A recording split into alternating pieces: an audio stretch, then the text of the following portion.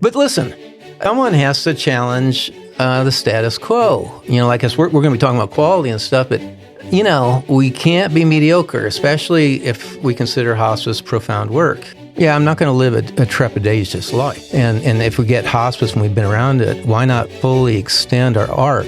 So yeah, I think all things good start with quality. And this idea that quality comes from within. So bad prophets are slashing quality because, for example, Wall Street, they want more and more and more. And there's a problem with more. You can ask for so much more that you literally squeeze all quality out of the fruit, leaving just an empty rind. Our goodness is not goodness without edge, as Emerson put it. That our words are hollow and meaningless unless we're willing to hold people accountable. That is, administer some pain if the standards are not being done. And I will not let anyone out alive.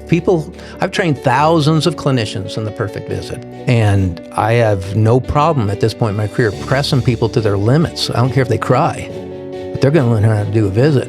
And what happens when you press people like this? Oh, some people saying, this is cruel. Oh my God, Andrew. Yeah, it means something. That might be the first, last, the only visit that patient will ever get. Do you find, Andrew, that the visit is a little bit easier, although it feels like you're really kind of describing your journey, that is the road less traveled? All I guess, want really is that people take out the mirror, and myself included, and we take a look at it and say, what is real? What is truth? And what is the best and highest purpose I can be doing with my life? Welcome to our crossover show with Anatomy of Leadership and TCNtalks. Now, here's our host, Chris Comeaux. Hello and welcome to today's podcast. I am super excited today. Our guest is Andrew Reed, the CEO and Chief Teaching Officer of Multiview Incorporated and recording artist with Universal Virgin Music Groups. From Andrew's bio, he's known for many things, but primarily for his music, expert organizational work, and especially in hospice. He's a critically acclaimed songwriter, studio guru, guitar whiz with Universal Virgin Music Group, under World Sound Artists International with numerous Billboard and other global charting successes with his own releases, and he's also been a producer of other artists. He's the founder and CEO of Multiview Incorporated, and Andrew also has a unique podcast, What Are You Willing to Throw Your Life Away On?, where he liberally shares ultra-practical advice and ideas, as well as philosophical explorations on the topic of life itself. Andrew has absolutely lived a bold life, which has led to some staggering worldly achievements in the arts, as well as business. However, these attainments have been accompanied with some catastrophic losses, including 2 children, wives, health, breakdowns in injury, properties and material possessions and natural disasters, and a few fortunes along the way in the process of epic comebacks. All of this experience comes out in the depth and profound nature of his music, his public speaking, his writings, and companies that he creates and helps build. And on a personal note, I just got to tell Andrew, thank you. We're actually here in downtown Hendersonville, North Carolina, and many years ago, Andrew actually recruited me here. And so, yeah, no, I was chair of the board at Four Seasons, and I put my foot down. I said, here's 3 candidates because, obviously we work with so many hospices, and here's 2 real seasons ones. Here's this young fella from Pensacola. He's the CFO. He's not the CEO. I'm putting all my chips on him, and I advise you to do the same thing. And wow. Yeah, and that was it. But I twisted their arm, but they did it. They had the sense, because the point is, you go with the energy. Well, and we didn't need an old energy at that time. Well, not to discredit the other You took a candidates. chance on me. I was 30 years old. And, you said something to me. I was thinking about this last night, prepping for this podcast. And you said, this community, this Hendersonville, North Carolina community, you said, this is a place where you can put down your roots and raise a family. And you changed my life from that perspective. We've raised 5 kids here, and all of them are back in this, now making careers and giving back to this community. So there's so many reasons why I'm thankful for you, but I just had to say that. Well, that's an impressive achievement. I think of all things in life, I think being a parent, something that, again, has not worked out well for me, is probably one of the higher attainments, and we don't know where our lives always go, but that's a high compliment. Because I just think that being a parent's about as difficult of a job as there is. No, amen. We could do a whole podcast of all the screw-ups I did in that area. But I appreciate you saying that, Andrew. It's interesting. One of them actually is in hospice. I don't know if you know that, which is kind of cool, seeing that next generation now and my son is one of many now that we're seeing, second generation or maybe third generation. Yeah, probably third generation at this point, because I was second generation. Good point, yep. And because the Schumachers and all, the Deborah Dailies and all those Gretchens that started it, and then, we're the young snot-nosed guys behind that, and yeah.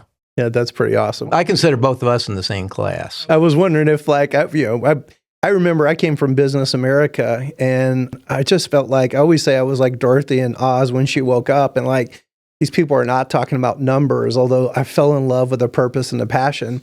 And I don't know if you remember where we met. It actually was an NHO. Yeah, no, I remember you were there, and I was stirring up the crowd as typical. But listen, someone has to challenge the status quo. Like us, we're going to be talking about quality and stuff, but we can't be mediocre, especially if we consider hospice profound work. And I'm just, no, what is the highest ideals that we aspire to? And yeah, I remember you coming up, and there's instant rapport, and I thought, there it is. Wow. And then as Providence, has it, there's a need, and here's somebody that feel that. I perceive them as having great leadership within them, and because that's what you hire for. Wow. Well, thank you for saying that. Well, I always like to start our podcast, Andrew, asking our guests, what's their superpower? And I'm so interested to see how you're going to answer that. My superpower is probably my IQ of 40. Keeps me humble. But now I do keep 20 on each side of the brain just to keep it balanced and stuff. So that's probably it. That, again, from birth, I was probably denied a few drops of sap, or maybe my oxygen tube was constricted or whatever. But I think that's my superpower, because I don't know enough not to go forward. That's awesome. So therefore, I'm not going to live a trepidatious life. And if we get hospice and we've been around it, why not fully extend our arc? So at least find out where our arc ends. Mm-hmm. And that means a lot of defeats and failure, not being particularly devastated by failure. It's interesting. If you mirrored it back to me, I kind of mirror back what you just said, but even just kind of knowing you and thinking of your life story, your passion and your vision for more, and then your tenacity to stick to it. Does that resonate? Well, no. Okay. Yeah, you've hit on a couple of tenacity, I think, is a characteristic. In the podcast, I know I'm working up what is success, because people have very feeble and a lot of times relatively unconsidered ideas about what success is. But again, I was a space cadet growing up, and why? I would just get bored in school. I mean, IQ wise, I did very well on all this, but I was the class clown, and I'd make Christmas trees on standardized testing forms and all this. And they failed, and that devastated me. But the point is I was focusing on something.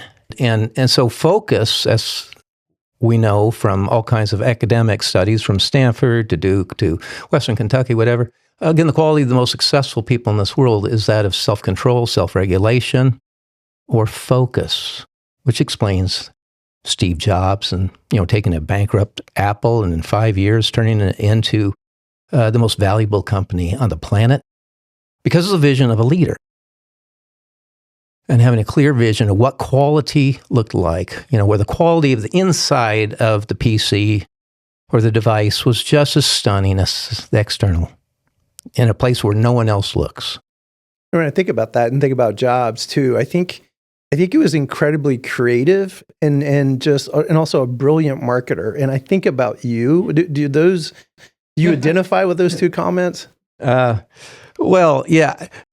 Or descriptors? First of all, with stammering the lips, I go through most things in my most awkward way of presenting myself. But I think it's the passion or the mission. And I think any great teacher, a really effective teacher, has to be in love with their topic and willing to get lost in that. And though they stumble sometimes or maybe don't come off quite as polished as they would like, that passion for whatever, hopefully that high ideal is really, I think, what carries the day. Wow. Well, let's get into what you gave me a good way to frame this. And so when I wrote my book, The Anatomy of Leadership, I literally had you in mind when I did the chapter. I would definitely be the feet. No, and I wrote the because chapter. I'm on the ground a lot, just so I'm familiar with that. But when I wrote the chapter on margin, just because, I felt like you were the first person that, I grew up in a world of accountants, KPMG, Pete Morwick, all these CPAs. I feel like you looked at numbers differently. And what I was trying to capture with that chapter was margin is not a mathematical equation. It really is an interesting barometer of all the interesting inputs, the leadership, the people inputs, how they utilize their time. And a margin is a barometer. And I literally was thinking about you. And what we've done is kind of use this Anatomy of Leadership podcast, because this is kind of a table of contents of what is leadership, bringing great people. Well, you were the first guest I thought of. So it's kind of sad it's taken me 2 years to reach out to you, because when I thought, who do I want to talk to margin about? Yeah. When I asked you, you said, hey, we should frame the conversation about quality comes from within. And I had to stop for a second. I'm like, what? I want to talk about margin. Why did you want to frame it in that way? Because it almost feels like they're two different topics. No, they're good. We have to separate good profits from bad profits, or good margins from bad margins. And our phenomenal economics should be a natural byproduct of doing quality. So if we do quality, we're helpful, complete customer delight, satisfaction, and whatever we do, serving people well. Yes, and then we deserve margin. And obviously, you get all the efficiencies, especially if we understand standardization. We understand Six Sigma concepts of how to institutionalize it within a truly professional organization. Just how to arrive at that. But yeah, the economics, of course, I refuse to work with anything that doesn't make money, because that's not sustainable. Whether it's a for-profit, not-for-profit, obviously for-profit really doesn't have any other option than to generate a profit, whereas a not-for-profit can be a little more sloppy. I'm not trying to belittle that, but the point is, when you have the community dollar, well, the more you have, sometimes you can get a little bit lax. Whereas, I want to have in both, regardless of for-profit, not-for-profit, is that people operate with integrity, that they manage the monies that we're getting from taxpayers, from Medicare, Medicaid, all the forms, and we manage it well, bottom line. So yeah, I think all things good start with quality. And this idea that quality comes from within. After Helene and all the fires, we went through 2 natural disasters. You can listen to my podcast and learn all about burnt trees and things, and bridges out and being cut off for 6 months and what have you. And we've got it back open, and we've been doing these leadership, obviously Special Forces and Green Brave, because we're doing work with them, that we really met through Helene, because they had never seen a civilian population quite organized as effectively, and that apparently made some impression on them. So therefore, they've been sending their generals and colonels and stuff up for training, and because they could use System 7, of course, too. But then we've been holding, obviously CEO retreats. And we've always, again, we've trained like 10,000 people in our leaders, CEOs, and senior executives through our tough trainings and stuff. And the point I try to really get across to people is that our lives don't so much happen to us as it flows out of us. So the quality that manifests in this C1 world of tangible things that we can touch, reality, starts from our hearts. And it's getting a vision of what quality looks like, just like when we started Multiview. Me and David looked at each other and said, phones are very important. Let's have all phones be answered within 3 rings by a competently trained person and foster customer delight. And that whatever we say, we have to be able to do because people want predictability. And having these radical ideals of standard, it came from within. And just on that, right now we're at 3.5 years without a single phone call coming in. We get hundreds, obviously, because our clients are all across the country. 3.5 years without a single phone call not ringing more than 3 times. And of course, and then follow through is virtually perfect. Mm-hmm. I mean, I think the last time there's any kind of screw up was maybe 8 months ago. Mm-hmm. And this is, that'd be thousands of interactions. And so the levels of quality that we aspire to is something else. I mean, now with that said, one time we went like 2 months and the phone rang 4 times, and it's like, whatever. The longest we've ever went is in our about 30 years of doing this is 4.5 years. And you said something earlier. And so what would bad profits be? Let me ask you 2 questions. What would bad profits be? Bad profits are not training your staff adequately would be the first thing I would attack, because all quality comes from the quality of our training system. And we're seeking more system solutions rather than people solutions. Too many organizations say, if I just hire that great person, they're going to make my world better. They're going to be my savior. And that's silly thinking, unless you need a change agent. So bad profits are slashing quality because, for example, Wall Street, they want more and more and more. And there's a problem with more. You can ask for so much more that you literally squeeze all quality out of the fruit, leaving just an empty rind with no quality anymore. Mm-hmm.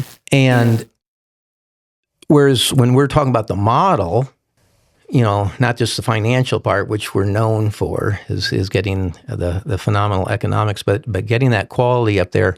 So with bad profits, all quality, of course, comes from the quality of our people system. Again, the system solution. And what I advise organizations to do is to make their standards, their quality standards, the financial standards that are sustainable rather than optimal. Why? Optimal breaks.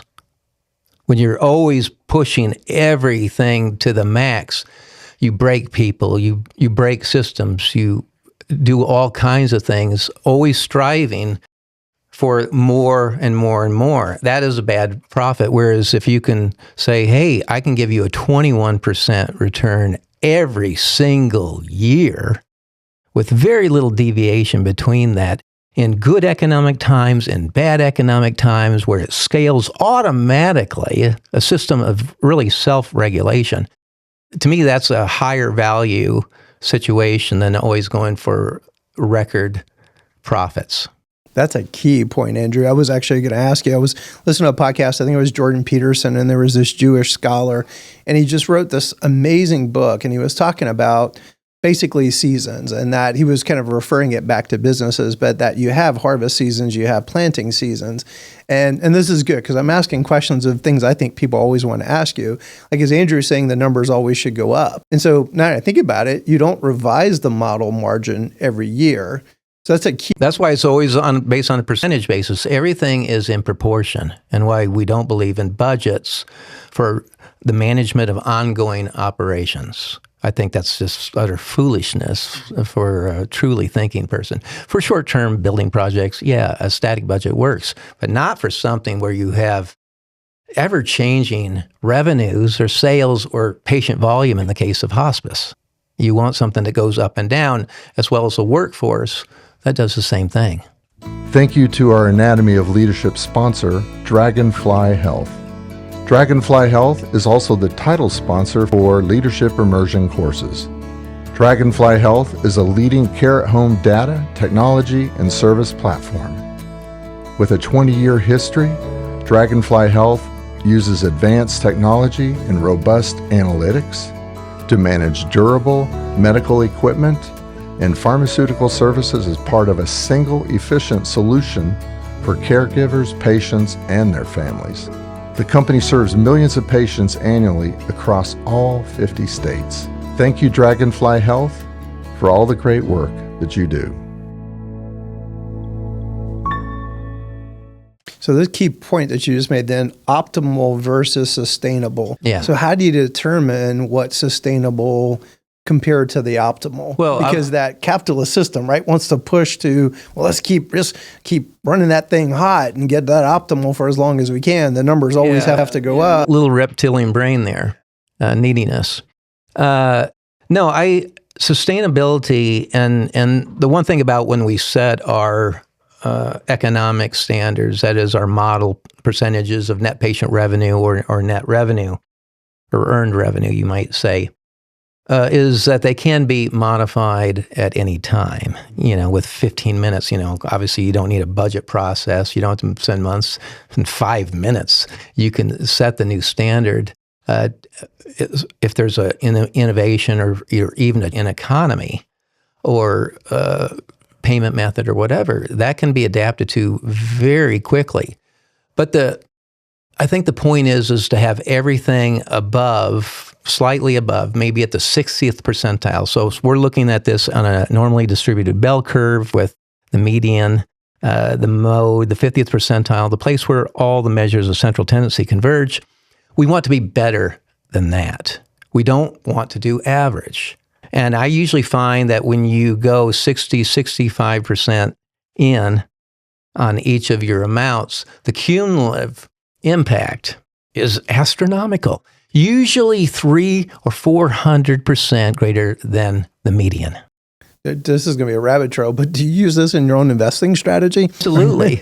No, I live anything that we say in the multi-view world. I don't speak from an academic standpoint. I've hired 3 of those to run hospices, and they all failed because there's a big difference between, this is how we manage the modern organization as third wave management now. It's an information age, Andrew. Rather than spilling blood and saying, this division is gone.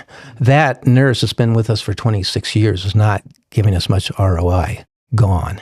And maybe that sounds cruel, but we live in a competitive world.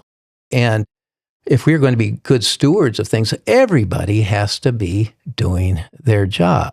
And we use the compensation system, of course, to force them out without any supervision. They just go on their own if they're not meeting their numbers because they feel some pain. On the other hand, they're richly rewarded, better than any other payer if they're doing their job and getting their marks.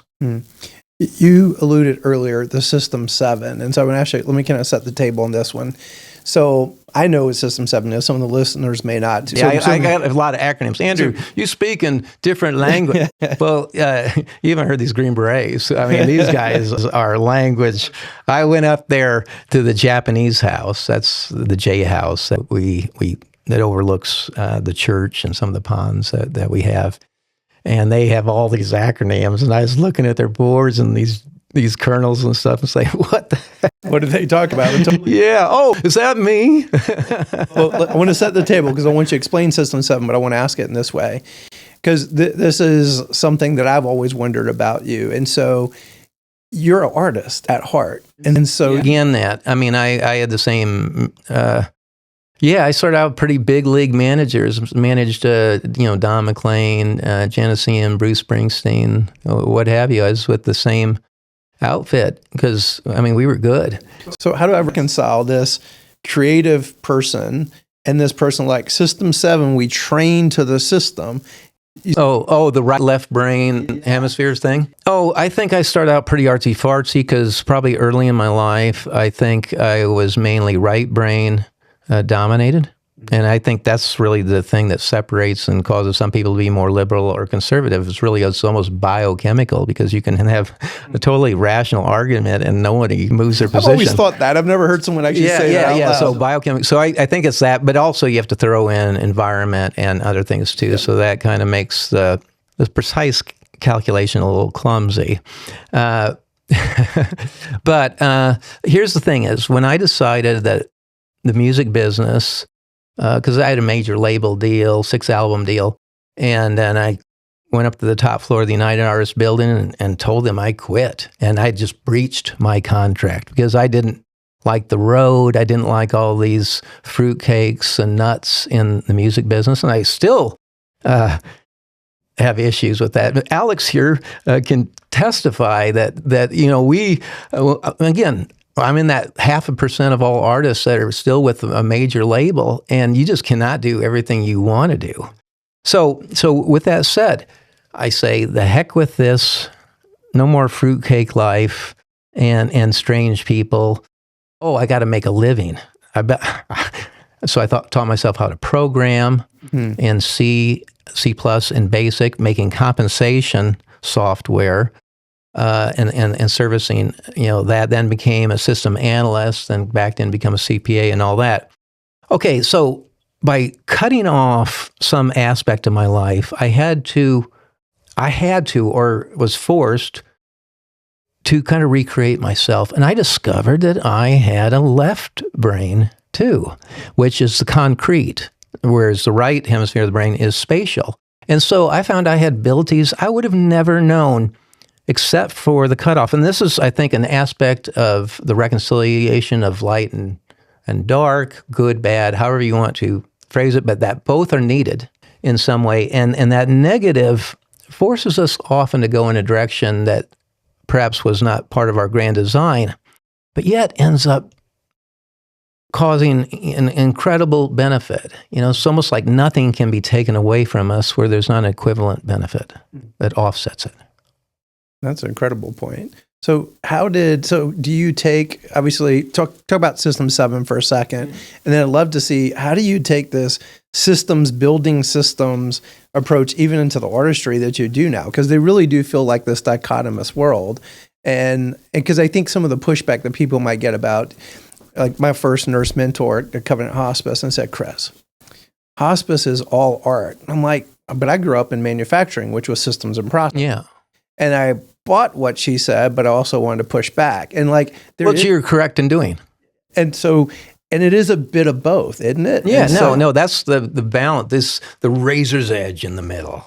The Zen man that can sit in the middle and say, "Oh, this is an interesting game here."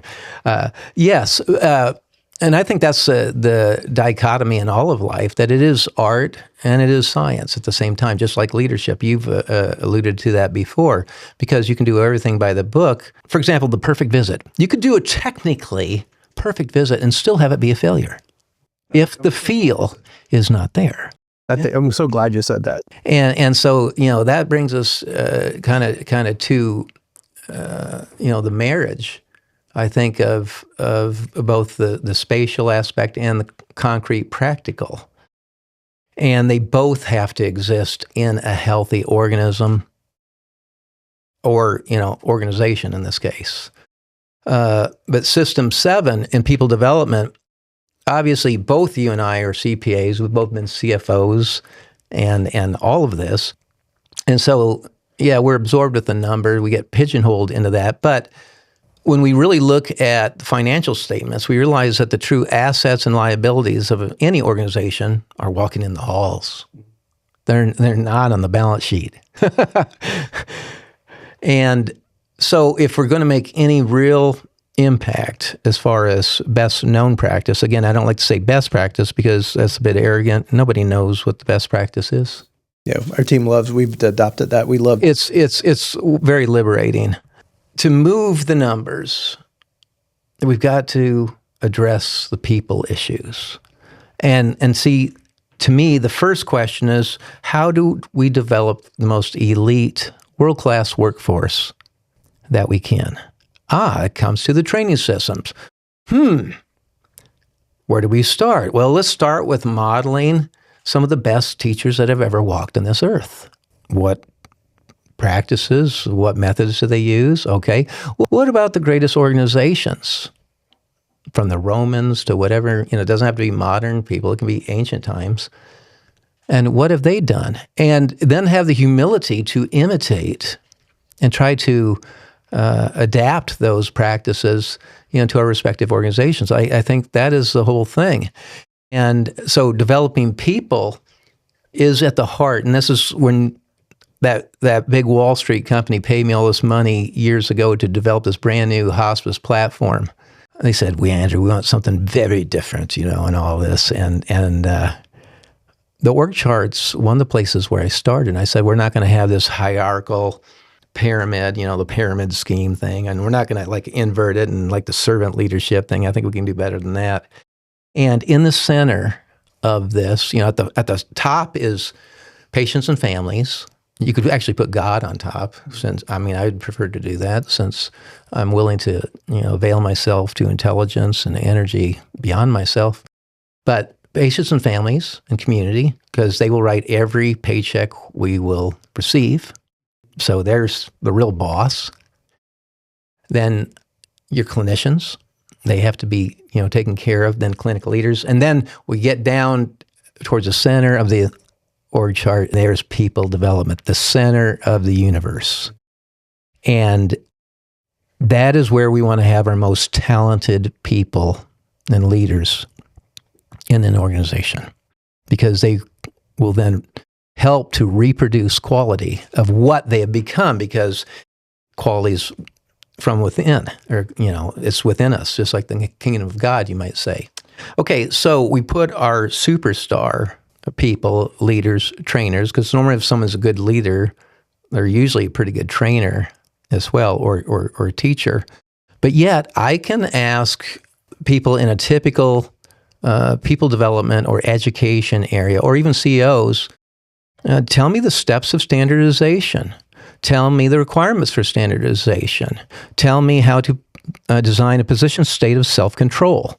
These are all things that we wire, because it's silly to hire supervisors to lord over people to make sure they're doing their jobs. That went out the MBI world. This is why we can flatten an organization like a pancake, even if you have 20, 30 sites where you have your executives, and it's as flat as a pancake because you have no middle managers other than the immediate manager to misinterpret the directives. Can you talk, Andrew, about some of the best people developers you've ever seen? Yeah. You kind of alluded to it, but say a little bit more about that. Yeah, I'll even name Deborah May, Hospice. That's when I got my first real vision of what first-class educator would look like. And, she was, I think, ex-Air Force. Deborah, if I get that wrong, correct me. But, hands behind, she would walk in to a class, full dress, looking great, maybe even shoulder bag, roller bag, whatever there, put down the barrier and say something to the effect of, welcome to, I'm going to say Sunny Day Hospice. It's so great to have you here because you have been selected in some way, and it's not easy to get a position here. So you're to be congratulated on that victory now. And a lot of you have been doing visits for a long time and think you know how to do a visit, and then you turn your back for effect. But I'm going to show you how to do a visit. And I love you all so much that none of you are going to get out of here alive until you can do a perfect visit under stress conditions. Let's go. Because quality takes edge. Our goodness is not goodness without edge, as Emerson put it. That our words are hollow and meaningless unless we're willing to hold people accountable. That is, administer some pain if the standards are not being done. And I will not let anyone out alive.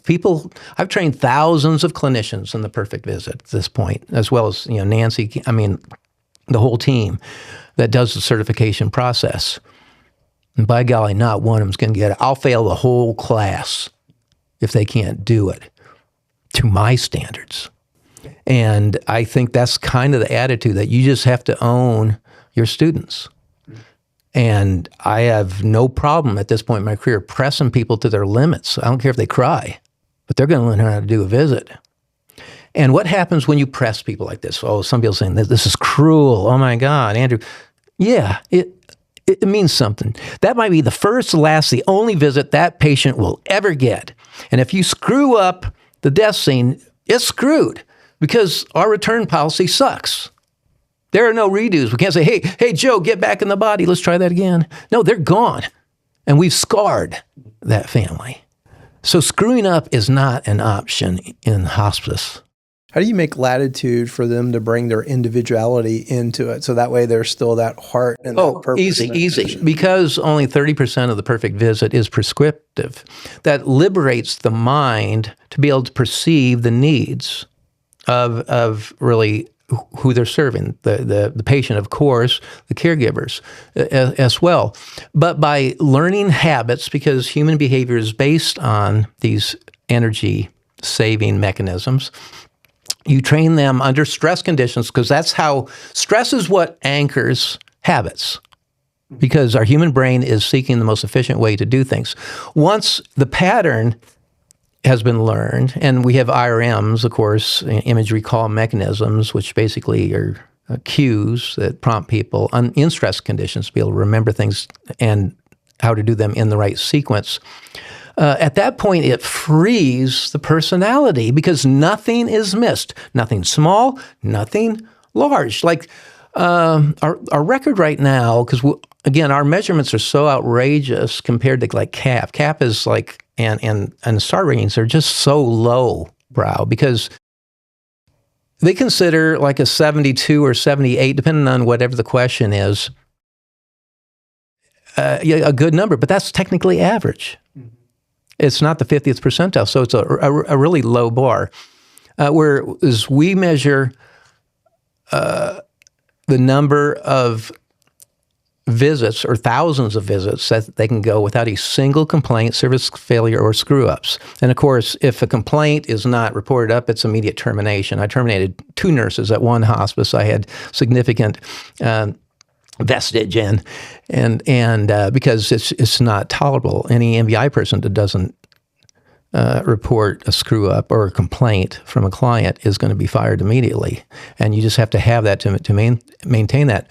But right now, the record is 5,553 visits, beating the former record of 4,222 visits without a single complaint. That's nobody running out of meds, nothing. And that's the power of a perfect visit. But the only known way to get those extended periods of time without screw-ups and complaints is to have a process of training people. Especially, to me, phone interactions, perfect phone interactions, then perfect visits with perfect documentations. And that's the other things. All these hospices that we've trained over the years, we've only found one that we have went in. They were around 1,400 patients a day, pretty good sized outfit. And because we always say, okay, can you bring me a perfect chart for COPD?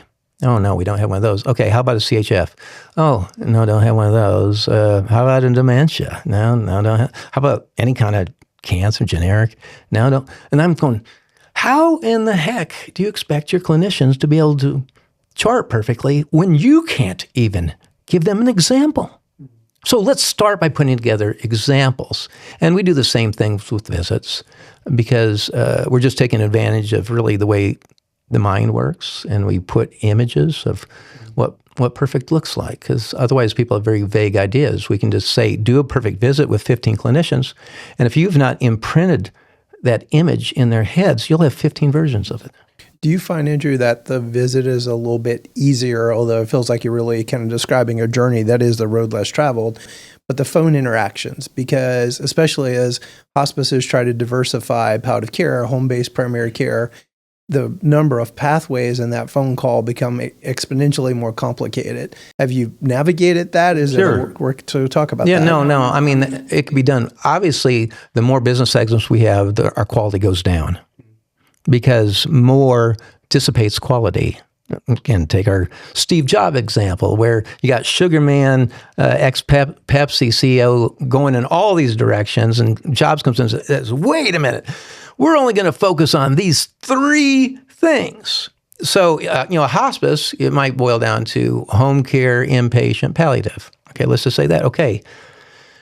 Whereas the hospital guy that says, man, Andrew, we love this model. Our hospice and our home health are just killing it, and we want it all over the health system. And I always have to say, hey, Hoss, let's back up. You're probably never going to be able to do it because you're trying to run 50 businesses. So by culling back our offerings and simplification, because complicated breaks, is a big key. So with this, it would have to be the sensitization, because first of all, you don't want automated systems. If we're doing that, we're smoking dope. If we have untrained people that haven't had rigorous training in how to answer the phone, we're not getting in there. And most hospices are not very good. However, it's better than a lot of the large health systems we work with. I did a training for 21 large systems recently, and they suck, if I can say that. Hopefully you don't have to edit that out. But anyway, compared to hospices, and hospices are not very good either. So the thing is, it comes back to quality. Quality comes within. We got to love our communities, our patients enough to put in the time to say, this is how we answer it, and we practice it where we get the mechanical feel out of it. Thank you for calling Sunny Day Hospice. This is Andrew. And then we go into the heavy listening. We write down so they never have to say their name again. We're listening for the emotionalized descriptor words, writing down that. And then if we ever have to transfer them to another areas, they don't have to say their name again. They don't have to retell their story. And it's just seamless. And you win a referral source, or you make a fan with a phone call, because it's so horrendous. And I think succeeding, I'm not going to say it's easy. It's a fairly simple thing, but it's easier than we think. I'm always just shocked at how easy my life is relative, because if we're going 8-10 months without a single screw up, well, obviously I'm not doing damage control.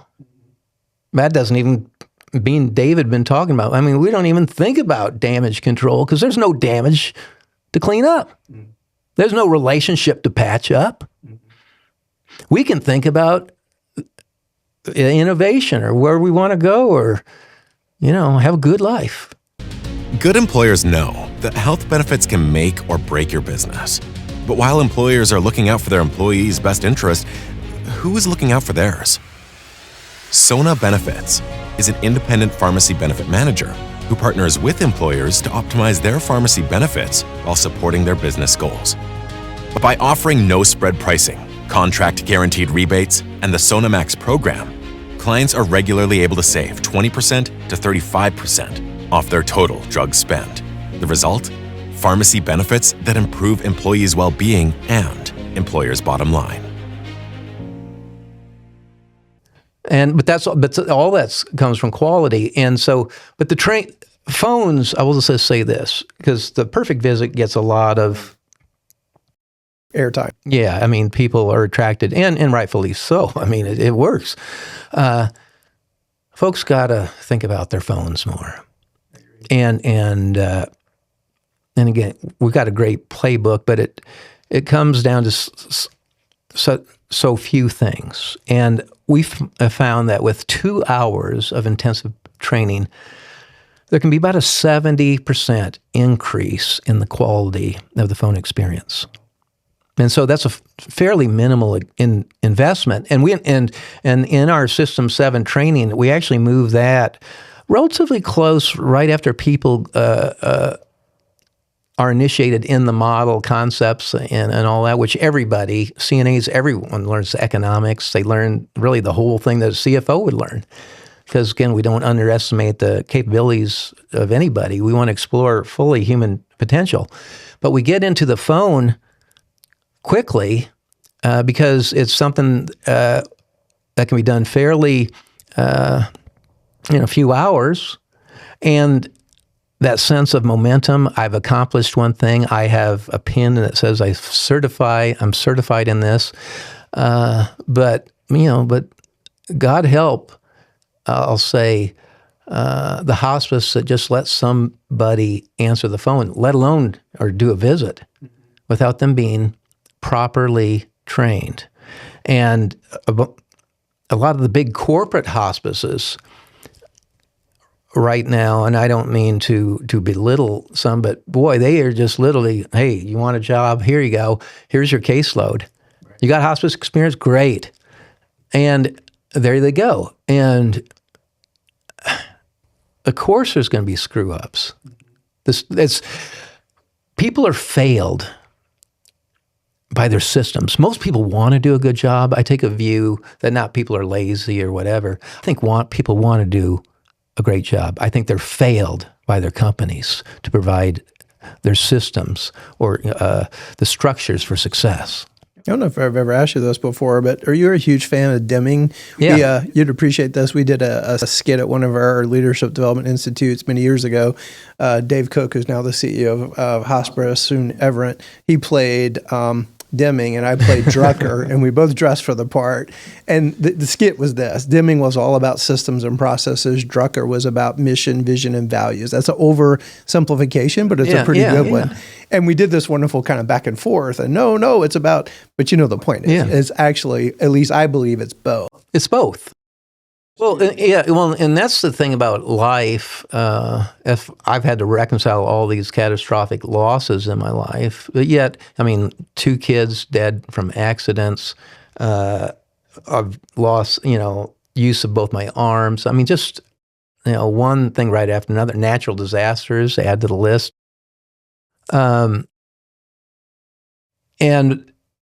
there has to be at some point some integration or reconciliation process that there's either a bothness mindset or a multi-mindset that has to come in, because singular explanations for anything are insufficient. Why? It's because every topic is infinite. So therefore, whatever explanation we have for a question, there is more to it. It's just like hospice, what is it? I think I've been working in it way too long. When I count it up, it's like 35. I was going to say, you're 35 or 38 years. MBI is around 30 now. And then, I had 5 or so years before that. But I only feel like I know an inch worth of what the potential knowledge and learning about this profound work that we do. That's a very daunting comment. Let me ask you one final, and then I'll give you final thoughts. Because this is something I think you get painted, and I'm not sure it's a fair comment. Well, Andrew just believes that the guy who makes the biggest margin is obviously doing the best job. No. Explain. No, it's about the sustainability. The fact that we do tend to produce these phenomenal economics, or like we can go in, someone's losing 10%, well, I'm up to 20. Okay, that's a 30% turn. But that's just it. I just know that you can't grind and ask people to do more and more. You want that stable business. And no, and I'll just say no by a huge quantum. That quality is it.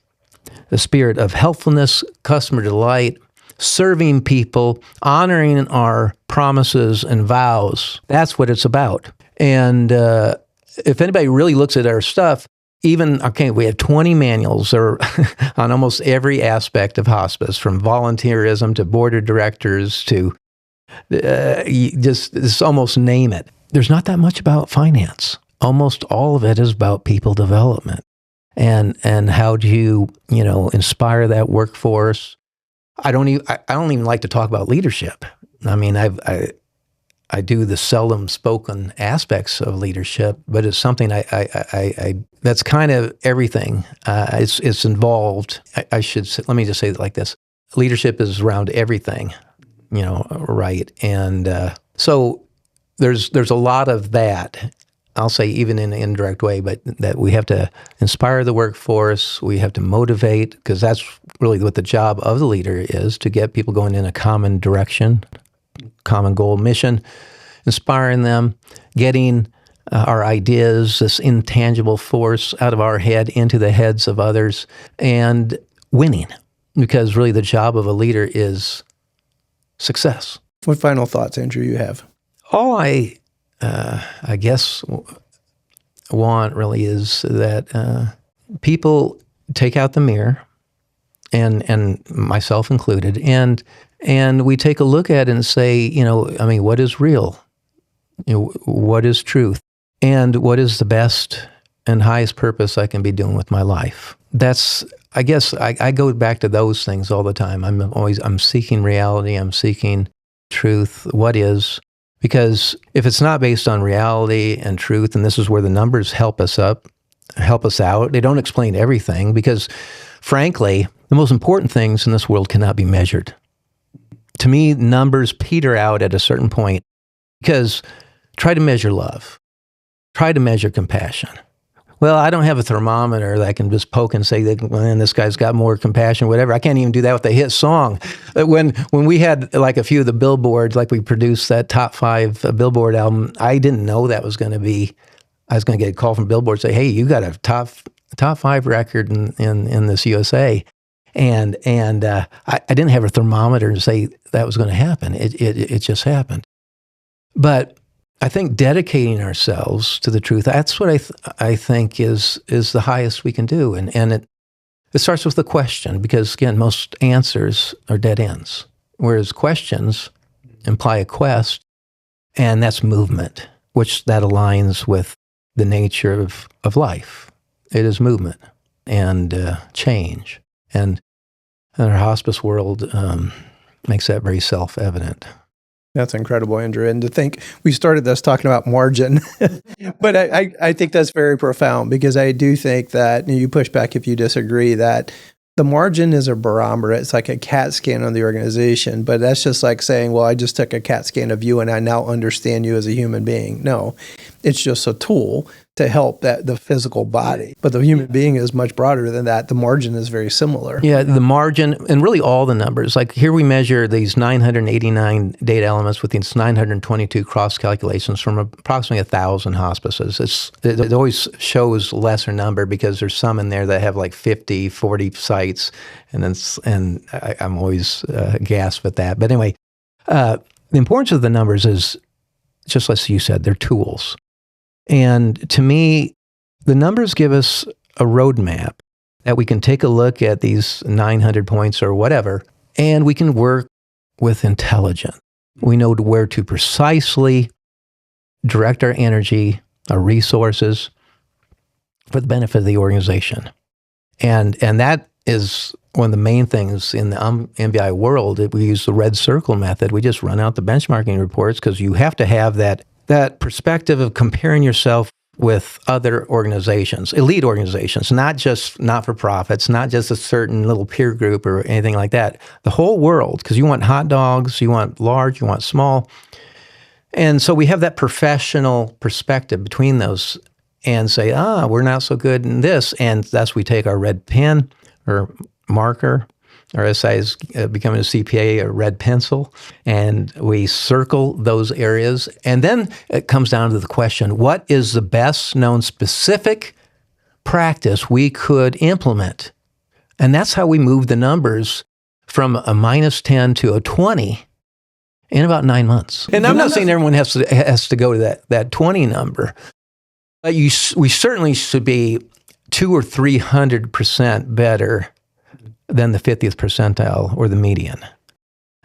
Because if you're just running with like a 5% margin, you don't have a lot of screw-up factor, especially if you haven't built up a lot of reserves. And of course, we advise most organizations to have 6 to 9 months of cash reserves. That way, you can retool. If somebody outmodels, you have some hot dog Multiview or Telios hospice come in and just decimate your census. Well, if you got money in the bank, that buys you time to get your quality. I've always wanted to ask you, have you taken these principles into your music business as well, out of curiosity?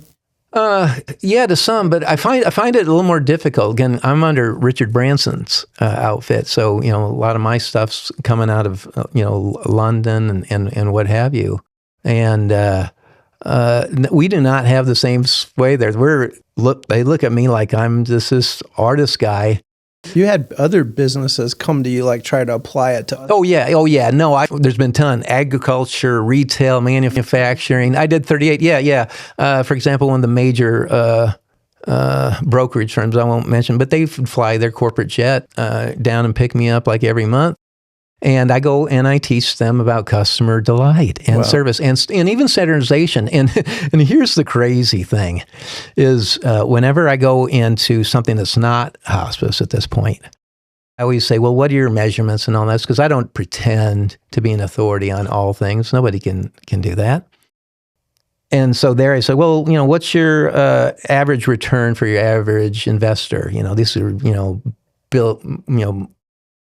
hundreds of billions of dollars, going, oh, well, we really don't know what it is nationally here. Oh, well, what about the fees? What's the average fees? And it's just like, wow. That's what the benchmarking is like in most industries. And that's one thing when I look at the Multiview thing, and I'm not trying to toot our own horn, and these hospital guys, okay, I just did these 21 CFOs and all their stuff, and they don't have anything near the benchmarking we have in hospice. I mean, when we go, we got 989, and then it's instantaneous almost, 20-second delay when your results come back and you get a full data set. They don't have anything like that. And so I haven't found it in the brokerage world of the Merrill Lynch's and the Beards and Goldman Sachs and all that, and as well as other places. They'll know some, but people are pretty covetous, I think, of their data, and that's probably part of the problem. I'm not even saying it's a problem. Well, yeah, it is. It'd be nice to measure, but it's more scant. They use a much more broad brush. Well, Andrew, let me just end with just thanking you. I mean, you've impacted so many of us throughout this. I hate calling hospice an industry because it's a injustice. It's a field. It's an incredible movement. And a movement. It's a beautiful We're still movement. Like, we're still innovating. And just for you to say that, with your experience and say that comment of, I still only understand that much, that just hits me as a very profound comment. So thank you. You've impacted my life. You've impacted my family's life. I'm ever in your debt for that. And so you told me, it'll change your life. And you were 100% right. No, and Chris, the point is, and you're doing great things. And listen, you took this hospice from, I think we had census of 20-something, like 29 or whatever, and build it up into this great thing, which that was the potential. And of course, you outgrow the box. On some level, you got to go to the next place. And that's just the natural evolution of really the exploration of our potentials and stuff. And you're doing great things. These settings, these surroundings, great digs. And I just thank you for, inviting me and letting me speak some of my nonsense. No, it was great wisdom. Thank you for taking the time. And this is only our second podcast we've actually done in studio. Most of the time our guests are elsewhere. So you're extra special because you're the only second time we brought someone in studio. Oh boy. And so thank you for doing that. Thank you so much. Well, to our listeners, we want to thank you. And of each episode, we always leave you with a quote, a visual. This one's going to be really fun. We call it a brain bookmark. It's a thought prodder about our podcast subject to further your learning and growth and thereby your leadership. What we're going for is like a brain tattoo. We want it to stick. Be sure to subscribe. Don't want you to miss an episode. We're going to give a link to Andrew's Multiview, to his podcast, maybe even some of his records as well. And so thanks for listening to Anatomy of Leadership. And here's our brain bookmark to close today's show. Quality comes from within. Our lives don't just happen. They flow out of us.